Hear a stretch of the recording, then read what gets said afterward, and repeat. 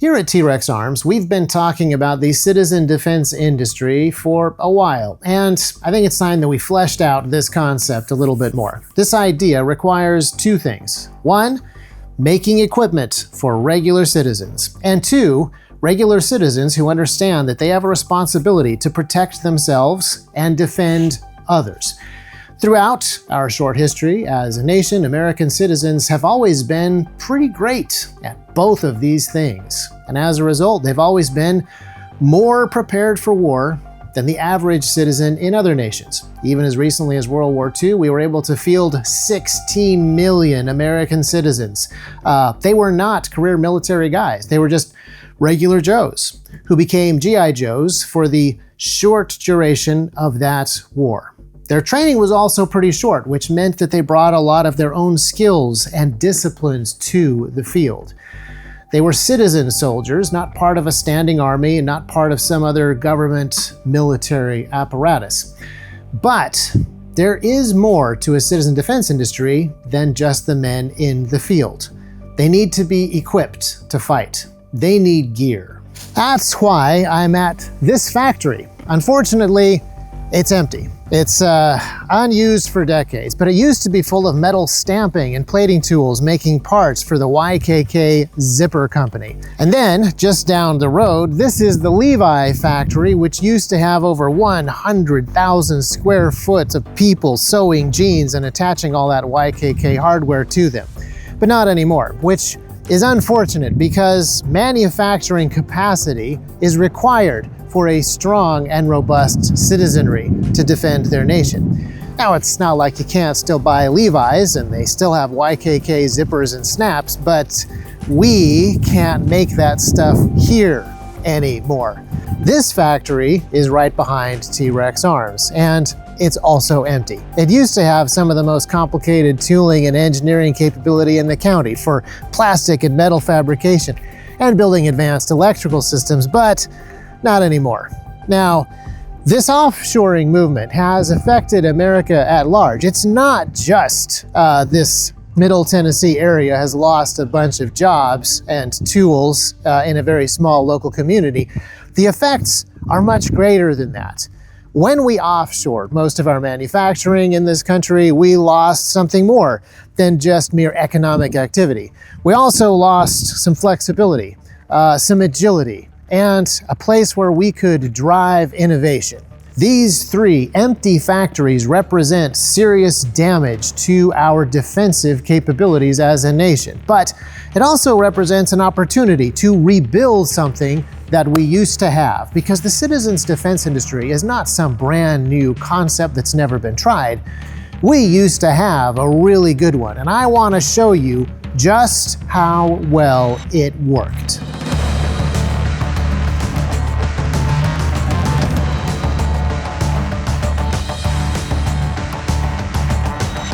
The sheer amount of productive capacity of the citizen defense industry during World War II in the United States is almost mind-boggling. Just the sheer amount of ships and trucks and tanks and jeeps and airplanes that we built is unimaginable, and that's just the vehicles. There's also just an incredible quantity of munitions, food, raw materials, and ships to move it all around the world. Now, we're going to specifically talk about aircraft because we're at the Pensacola Aviation Museum, and aircraft are just fascinating to me. We made, during the course of World War II, which is just a few short years, 300,000 different aircraft, and that is a gigantic number. But more than that are the different types of aircraft.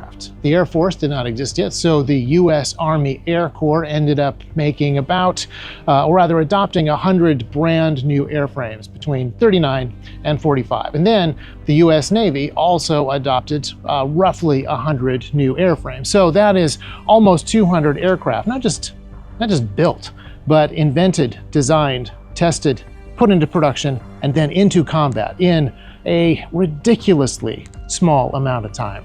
I want to remind you guys just what a young technology flight is at this point. This is the Curtiss Jenny, a fabulous 1920s plane, and when World War I begins, this is what airplanes are. They are still wooden and canvas crates, and it's only been a few decades since the Wright brothers flew the very first airplane at Kitty Hawk. And by the end of World War II, there's been amazing advances. We have metal aircraft. We're right on the cusp of jet technology. We have jet-propelled missiles, and we have guided bombs, and we have pressurized bombers, and we have a whole bunch of stuff that looks a lot more like the things that we have today than how we began the war. This is the B-52, which was first built in 1952.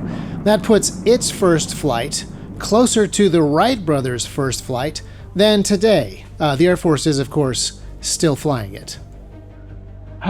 We have built and used and retired some pretty amazing aircraft over the years. Now, we are still using the F-16, the F-15, the F-18, and these are aircraft that were designed and built in the 1970s. Now, to be fair, a number of them have been updated in the 90s, so that's pretty recent.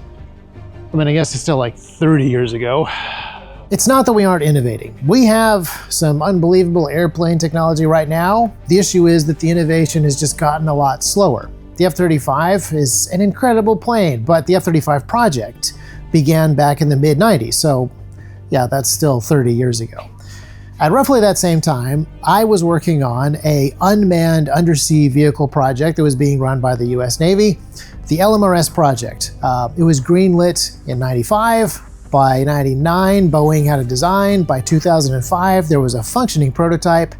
And then by 2008, the project was canceled. That's 12 years of development, which is twice as long as World War II. The F-35 project has been running for 4 World War IIs already. So why does this take so long? Did I just cherry pick some extra slow projects? Well, not according to Steve Blank at Stanford University. He runs something called the Gordian Knot Center for National Security Innovation. And his research shows that today's major DoD acquisition programs take somewhere between 9 and 26 years to complete. That's the new standard. You know, people sometimes say is how come the Department of Defense can't innovate like startups? But in the battlefield, they innovate better than startups. It's just that when they get back home, they collapse down into bureaucracy. And as you pointed out, there's some things in the battlefield you don't want to do back home. But it's not like the military doesn't know how to do this. It's just that the infrastructure in the bureaucracy kind of like collapses it back into execution. But back in the 40s, things moved a lot faster. A perfect example of the speed of this kind of development was the B-25 Mitchell. The War Department said we need a twin-engine bomber that can do such and such in early 1939. North American Aviation had it designed, had it tested, had it all figured out by 1939 and in production by early 1940. And then they made almost 10,000 of these. They were an incredibly effective machine. My great uncle was the navigator on one of these things. Didn't quite make it out of the Netherlands. Now, one of the things that you'll be thinking to yourself is that modern aircraft are harder to make because they have more parts than these older, simpler piston craft.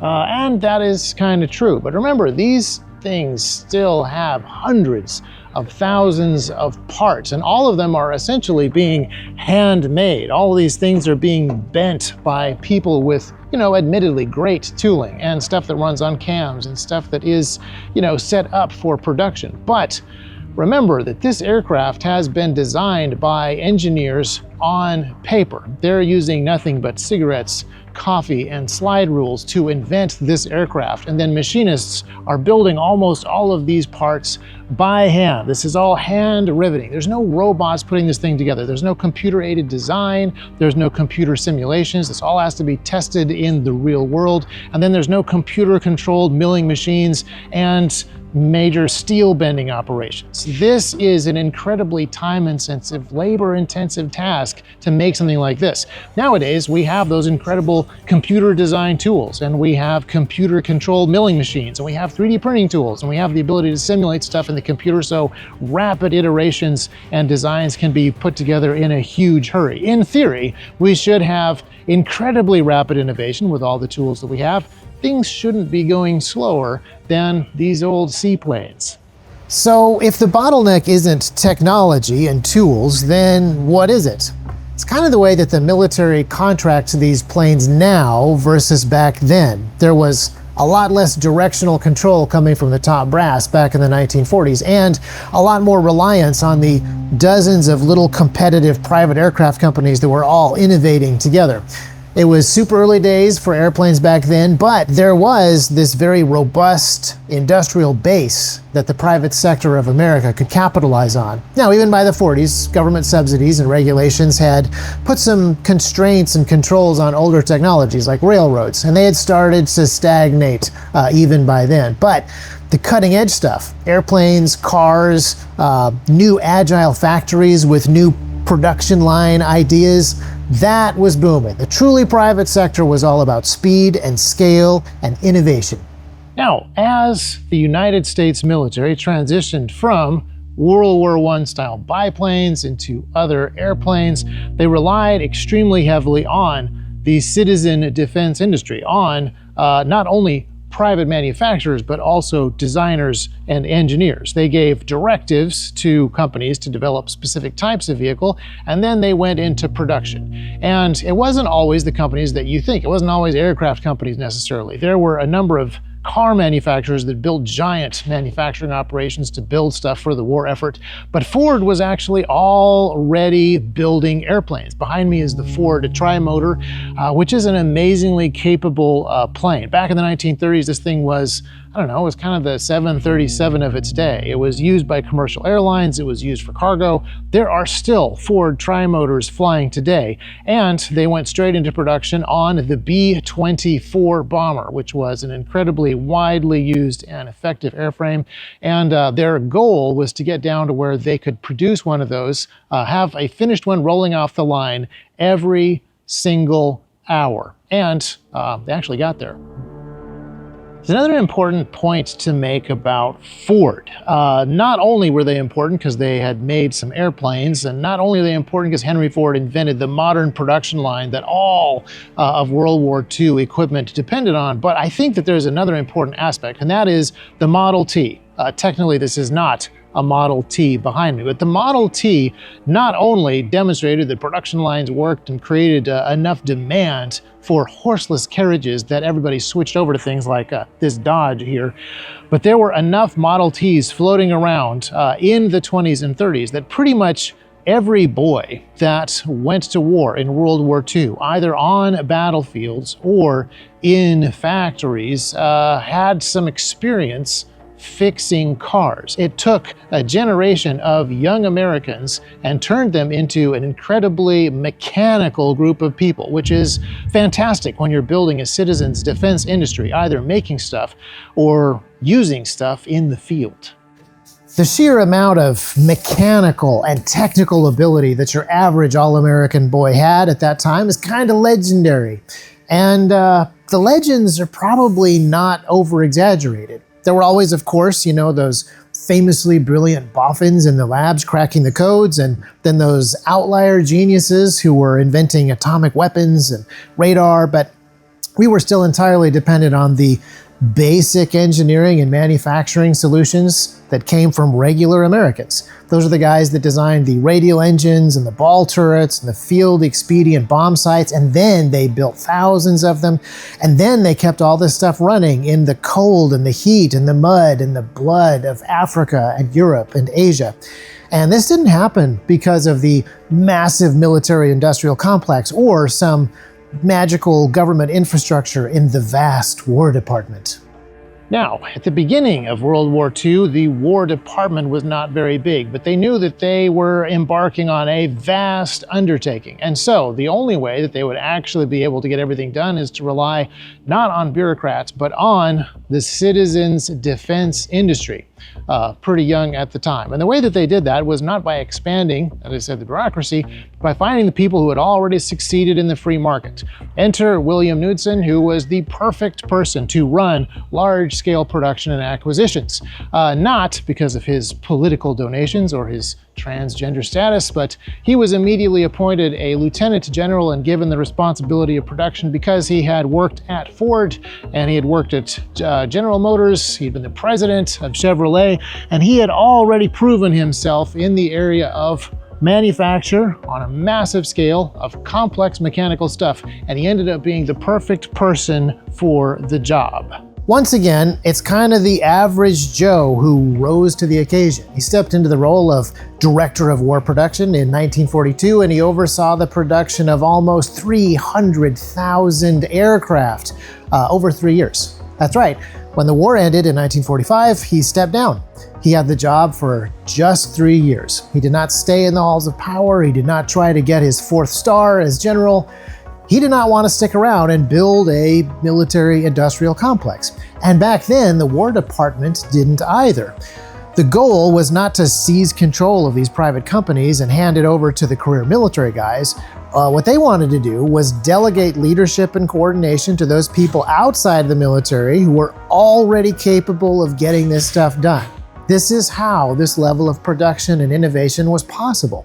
There was a citizen defense industry that already existed. It was ready for them to tap into, and it did fantastic work. And there's 3 things that really make this possible. Number 1, there was free market, unregulated innovation and production. Remember how I said big plants and older technology like railroads, that was more stagnant? This area had room to run. And then number 2, there was free competition between multiple companies. They were not the big monopolies. There was this collaborative raising the bar across the entire area, striving for improvement. And then point number 3, there was a citizenry that was free to participate in this space of defense hardware. That 3rd point is a really touchy subject today.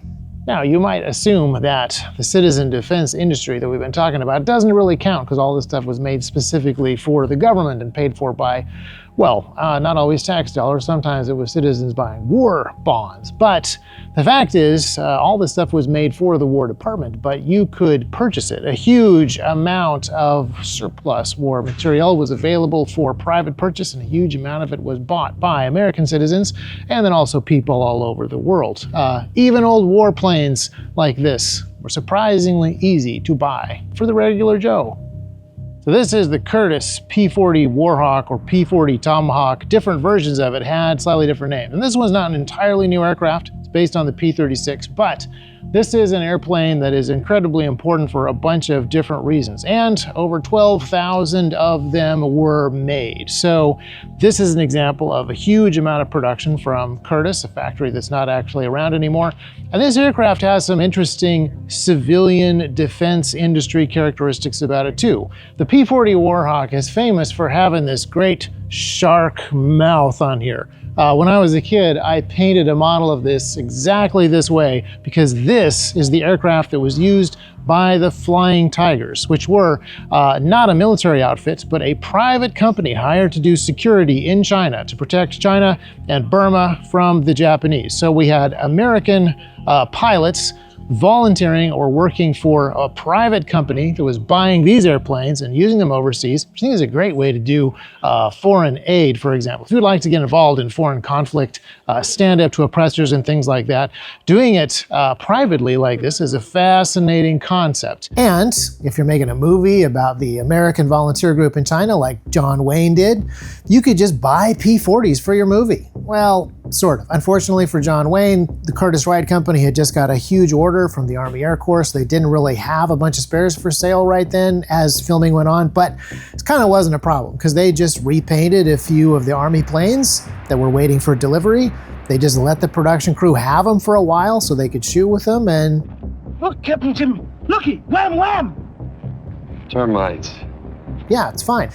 Now, we've talked about this a lot in previous T.REX videos, how military projects sometimes pioneer technology that later trickles down to the civilians. But more often, it's actually the opposite. Private industry will design a tool or a weapon for civilian use first, and then that will drive the military adoption afterwards. This is generally true of small arms, but it's also often true of vehicles, even aircraft, especially in the 1930s. But as regular Joes and civilians start to get cut out of certain areas of the innovation, things slow down. And jet fighters are a really good example of this.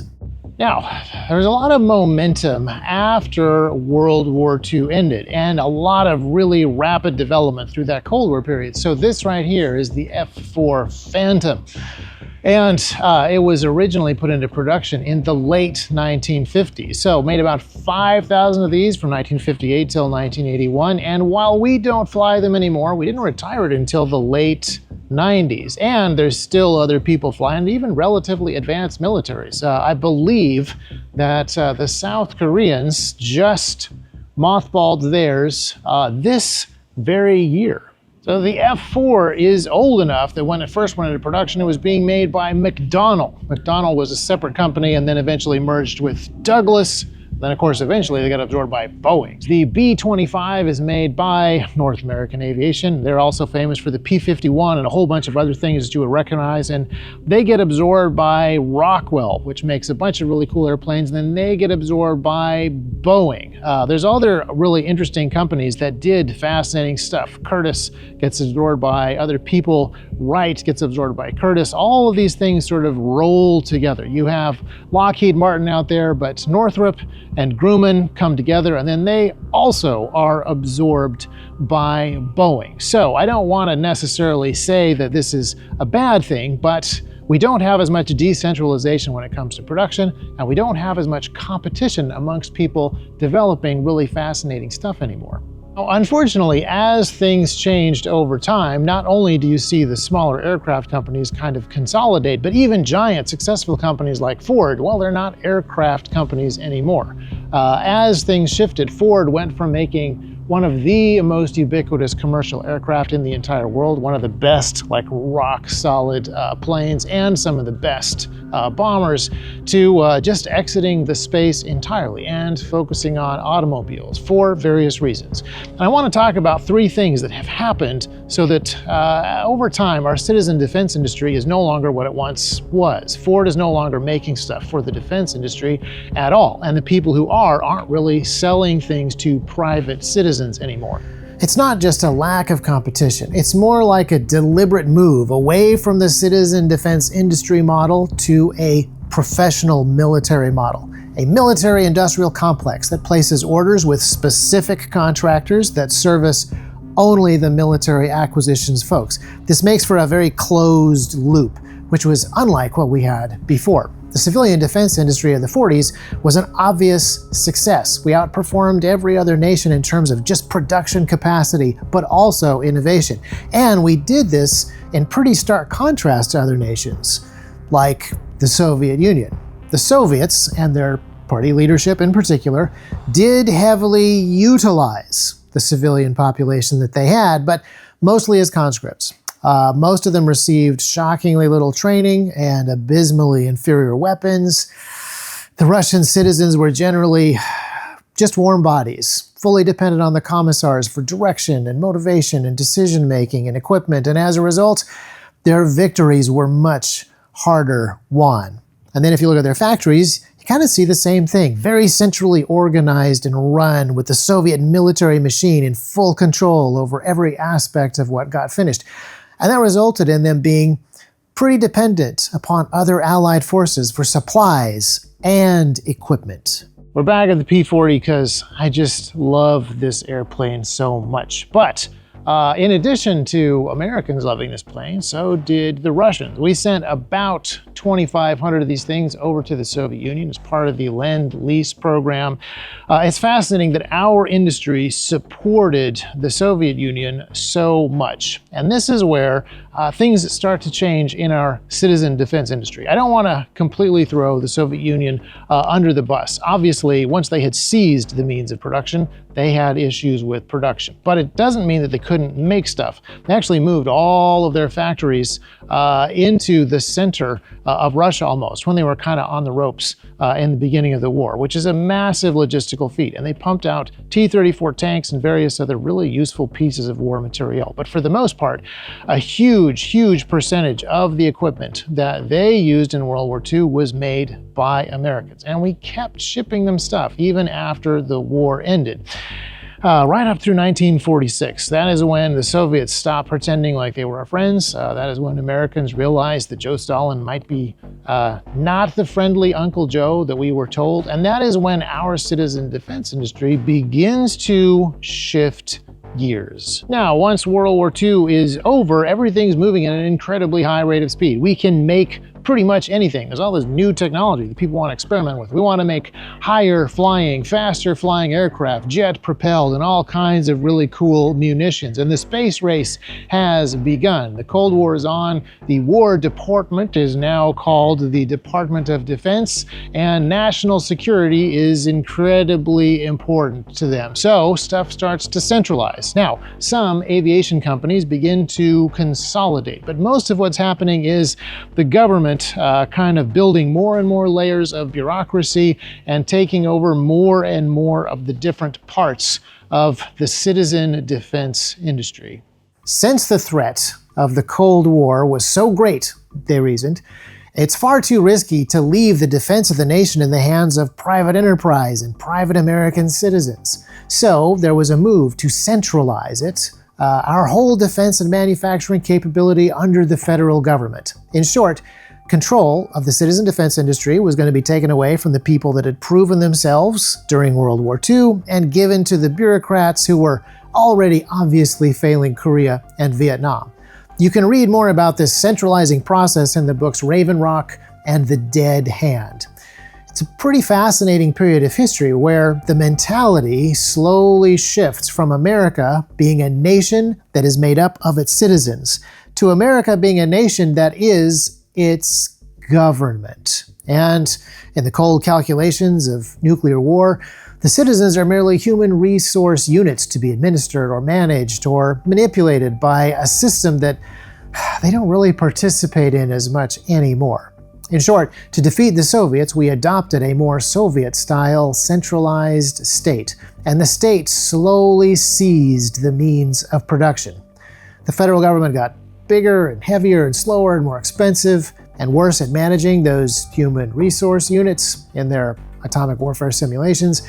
And those private companies that stuck around got overwhelmed with grants and contracts and orders, and they slowly lost the momentum that they had gotten from that growth spurt of World War II. And they were gradually bogged down by government advisors and overseers and political board appointees from the state. And those restrictions and regulations and economic controls have kind of trickled down to the non-defense factories over the years. This factory used to make signs, big highway-size signs for like restaurants and gas stations, so obviously no direct defensive component there. But if this factory were open in 1940, it could have immediately switched over those vacuum forming and blow molding tools to make fighter canopies and bomber windows or munitions housings. And if it were open today, those same machines and engineers could be making drone bodies and shipping cases and fuel tanks, or even just the stabilizing fins for fuel tanks. This is the fin for a Blackhawk's external fuel tank. They are built cheap, so they break often. The vendor charges over $14,000 for a replacement. Our team can do it better. Unfortunately, this factory cannot make signs or aviation parts at the moment because we fired all the people and we scrapped all the tools. We outsourced our manufacturing to other countries and we outsourced defense to the government. And if we look at Russia today, we can see that this is not really sustainable. Both Russia and Ukraine have by now run out of most of their professional career military soldiers. And despite a lot of money and materiel coming from their allies, they've also run out of most of their stockpiled stuff, which means that they're now relying on their own civilian populations, their ingenuity and resourcefulness and productivity, just to make enough tools and weapons to continue the fight. Now, when a nation can rely on its own citizens to produce and train and fight for what is right, to really defend what needs defending, then that nation is in a very good place. However, when that nation relies on its bureaucrats for administrating the war and managing the companies and inventing the tools and building the stuff, all of these areas will suffer, and the citizens will be demoted to cannon fodder, which means that at the end of the day, every nation will inevitably be relying on its citizen defense industry, no matter what shape it's in, even if they've previously tried to shut it down. So how does America do in this type of scenario? Well, at first glance, not great. Since the Cold War, a lot of our factories have closed. The manufacturing in the private sector is way down, and the government size is way up. The US government currently employs 24 million people directly, and that doesn't even count all the full-time contractors and companies that still have to, support the whole thing. NASA has more funding than ever, but it's flying fewer missions than ever.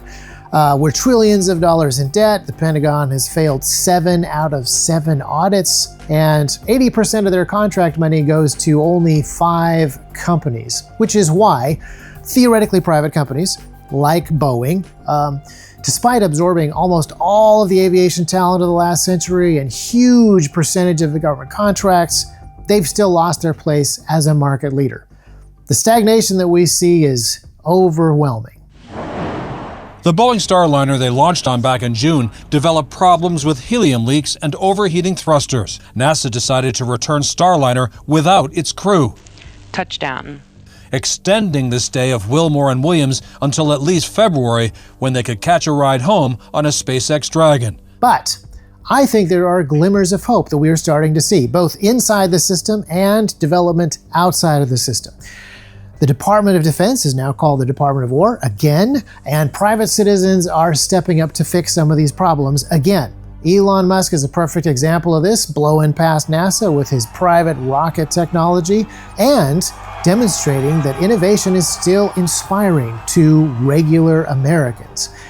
Private companies are now going after free market projects as opposed to just, hiring former military officials and putting them on their boards so that they get the right grants and contracts. If you remember that unmanned undersea vehicle that I worked on back in the 90s and the 12 years of development that went nowhere, well, there's a new company called Anduril, and they built a fully functional AUV and put it into the field in 4 years. Now, Anduril technically not a complete part of the citizen defense industry, since they still only make product exclusively for governments, but they are a private business that is building serious competition to the entrenched military industrial complex, and it's building new manufacturing capacity in the United States, and that's a great start.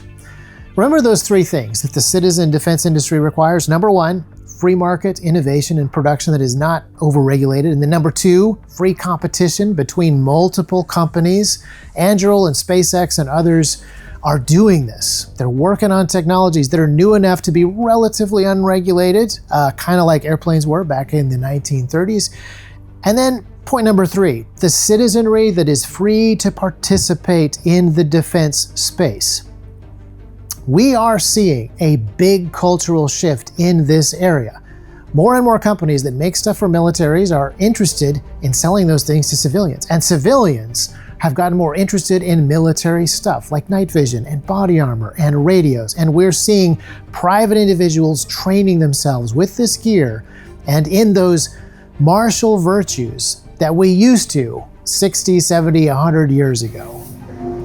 T.REX Arms has been around long enough now that we can see this groundswell of interest. And as we've been making holsters, plate carriers, and other personal and community defense equipment directly for the citizens, we've seen that interest grow. It's probably growing faster than you think. And then as we've expanded our manufacturing capabilities and bought new equipment, and worked with other companies to build out tooling and testing and design new processes. We're seeing capacity and interest in this industrial space growing as well. And that's also growing probably faster than you might have thought. That empty factory, which is next door to our factory, that's not gonna be empty forever. There is too much interest and too much need not to rebuild some of that old neglected infrastructure. And the citizen defense industry space, that's not gonna be neglected forever either. Now, there is still a long way to go. And there's a gigantic administrative nanny state that we still have to, work around. But as Americans take on more personal responsibility and we build out the tools that we need, the future of the citizens defense industry is very bright.